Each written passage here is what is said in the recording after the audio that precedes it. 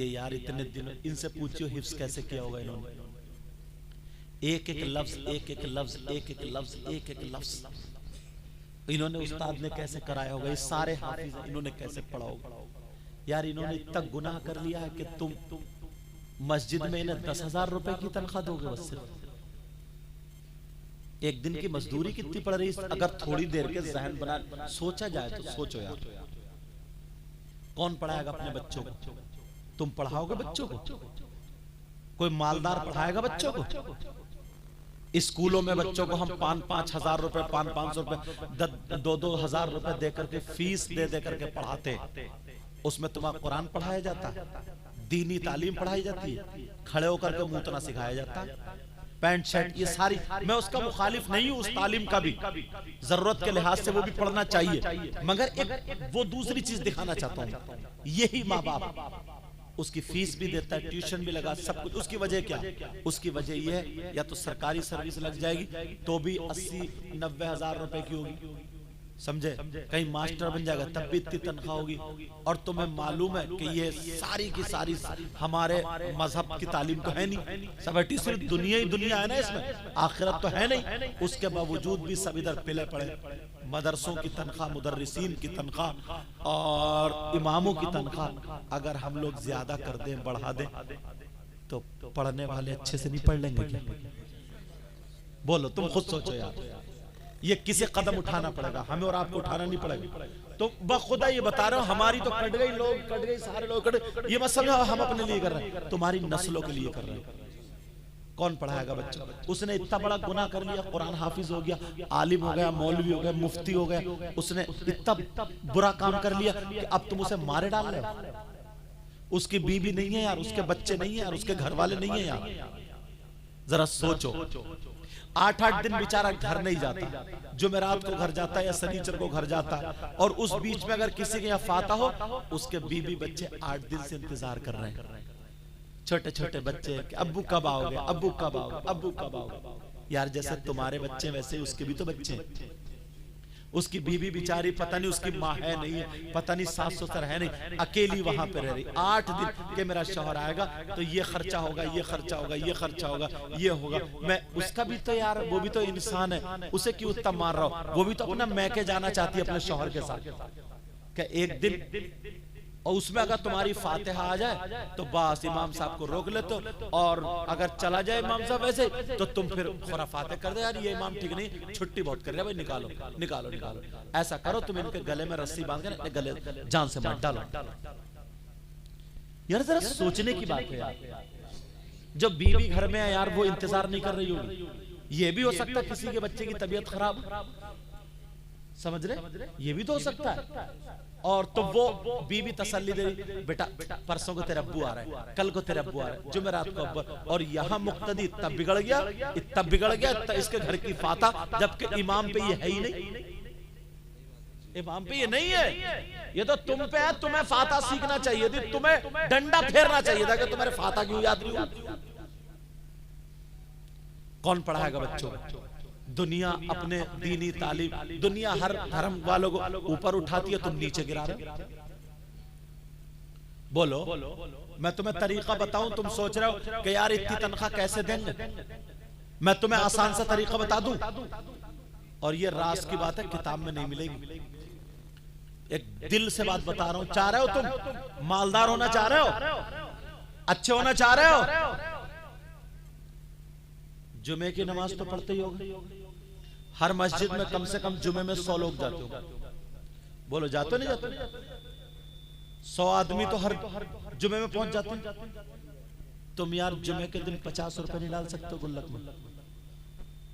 8 दिन में जुमा आता, 8 दिन में दीन के खर्च के लिए अल्लाह की राह में 50 रुपए नहीं डाल सकते हो? 50 रुपए का तुम गुटखा खा जाते हो, 50 रुपए की चाय पी जाते हो, 50 रुपए की बीड़ी पी जाते हो, 50 रुपए। आखिरत के लिए कुछ नहीं करोगे तुम?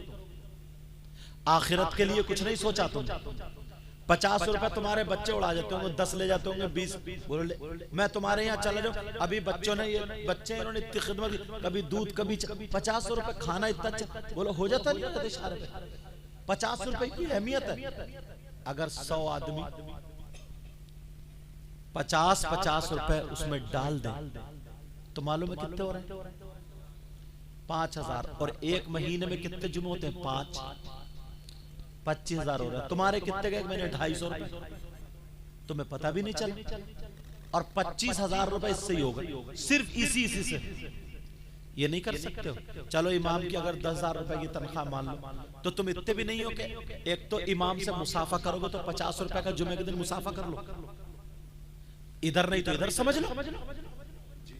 50 रुपए का इमाम से। हर आदमी ये कि मैं इमाम के हाथ चूम के जाऊंगा, इमाम से दुआ लेके जाऊंगा, इमाम से हाथ मिला करके जाऊंगा, क्योंकि इसके हाथ कुरान से टच हुए, इसके सीने में कुरान है, इसने नमाज पढ़ाई, हमारा इमाम है। हर जुमे में तुम 50 रुपए मुसाफा करके उसके हाथ चूम के नहीं जा सकते हो। 8 दिन जो तुम्हारे लिए दुआएं करता रहेगा।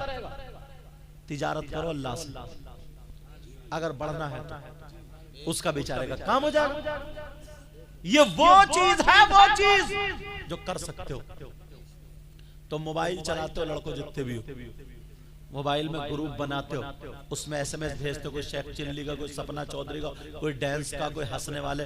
इधर मुरादाबाद के लड़के वो जो क्लिपें बना रहे हैं ना, इतनी गंदी गंदी बातें छोड़ रहे हैं हजरत। एक लड़की, 2 लड़के, 2 लड़की, गधे घोड़े, उसमें साथ मिला जुला के मैं बता नहीं सकता, इतनी गंदी बातें, निरी गालियां, बिल्कुल खुल्लम खुल्ला गाली वो भेज रहे हैं। हंसी मजाक ठिट्ठे कमाने वाले लड़के क्या एक ग्रुप बना करके, समझे, 100-100 रुपए, 50-50 रुपए इकट्ठे करके एक ग्रुप बना करके किसी आलिम को सरपरस्त बना करके तुम ये काम नहीं कर सकते हो कि किसी का लिंटर नहीं है तो उसका लिंटर डलवा दो, किसी के घर पे नल नहीं है तो नल लगवा दो। ये कारिफा साहब लोग इन्होंने कितने काम किए, मैं अब से थोड़ी जानता था, जसपुर में पढ़ा था जब से। किसी के घर छप्पर नहीं, किसी की बेटी की शादी, मगर क्या है जहन क्या बन गया मालूम है? 10 रुपए देगा तो मस्जिद में ऐसे दिखाते हुए देगा, पूरी मस्जिद को लो 10 रुपए दे रहे हो, 10 रुपए दे रहे, और 10 ये दे दे, ये दे दे, ये दे दे। इत्तेफाक से इनका नाम आ गया और इनका नाम नहीं आया ना, तो ये मस्जिद में कसम खा गया था तू रह के दिखाइए, मरोगे नहीं तो फिर क्या करोगे? हालांकि मैं गलत जुमला बोलता नहीं हूं, माफ कर दियो यार, गुस्सा आ जाता कभी कभी। जरा सोचने की बात है। तुम किसी अपने इमाम को या आलिम को सरपरस्त बना, नौजवानों तुम बंबई कमा रहे हो, दिल्ली कमा रहे हो, सब ऐसा काम नहीं। हर जगह तंजीम है, तुम्हारे पास कुछ है ही नहीं। तुम्हारे पास इतना भी नहीं है कि तुम अपने पास से किसी गरीब लड़की की शादी करा दो। तुम्हारे पास इतना भी नहीं है किसी के बच्चे हॉस्पिटल में पड़े, हॉस्पिटल में तुम उसकी एक टाइम की दवा दिला दो। तुम्हारे पास इतना भी नहीं है, कोई बेवा है, बेवा उसके घर में खाने को नहीं है, तुम रसगुल्ले खा रहे हो, उसकी अपनी शादी में दावत तक नहीं करते हो। बेवा मालदारों की दावत कर दी, चमकते गरीबों को पूछते तक नहीं हो। तुम्हारे पास कोई ऐसी तंजीम ही नहीं है, किसी का सहारा बन जाओ। नौजवानों ये काम नहीं कर सकते हो, तुम नहीं कर सकते हो क्या? और सुनो, ये लफंगी गिरी छोड़ देना। ये जो सुबह को खाना खाया और बस शाम का खाना खाया, गले हेलो क्या खा रही हो, क्या पी रही हो, कैसे कपड़े पहनो, तेरी अम्मा नहीं, शर्म आनी चाहिए। ये जिंदगी खत्म करो, कमाओ कमाओ। जो स्कूल पढ़ने वाले स्कूल पढ़ो, मदरसे पढ़ने वाले मदरसे पढ़ो, नमाज की पाबंदी करो, निठल्ले मत घूमो। निठल्ले निकम्मा किसी काम का नहीं होता है ना, निठल्ला काम सीखो, काम करो, हलाल कमाओ, हलाल। 4 पैसे तुम्हारे पास होंगे तो आगे रहोगे, आगे, वरना पिटने का वक्त आ गया। इशारे समझ लियो मेरे। एक आदमी कमा रहा, घर में 4-5 है, 2-4 आवारा घूम रहे, अब एक चना फाड़ को कहां तक तोड़ेगा? सब कमाओ, सब हलाल कमाओ, हलाल काम सीखो। करोगे ये बात? करोगे? बोलो अल्लाह ताला मुझे भी अमल की तौफीक अता फरमाए। टाइम ज्यादा हो गया, बारिश भी आने वाली। ये बच्चा हाफिज कुरान हुआ, दिल से दुआएं देता हूँ अल्लाह ताला इसको आलिम रब्बानी बनाए, सारे उलमा इनके इल्म अमल में बरकत अता फरमाए। मैंने कुरान की आयत पढ़ी थी, वल तकुम मिनकुम उम्मा, तुम में से एक गिरोह ऐसा होना चाहिए, यदऊना इल खैर, जो खैर की दावत दे, व यअमुरूना बिल मारूफ, जो भलाई का हुक्म दे, व यनहौना अनिल मुनकर, और बुराई को रोके, व उलाइका हुमुल मुफ्लिहून, यही वो लोग हैं जो कामयाब हैं। अल्लाह मुझे भी अमल की तौफीक, आपको भी तौफीक। कलमा शरीफ पढ़े, ला इलाहा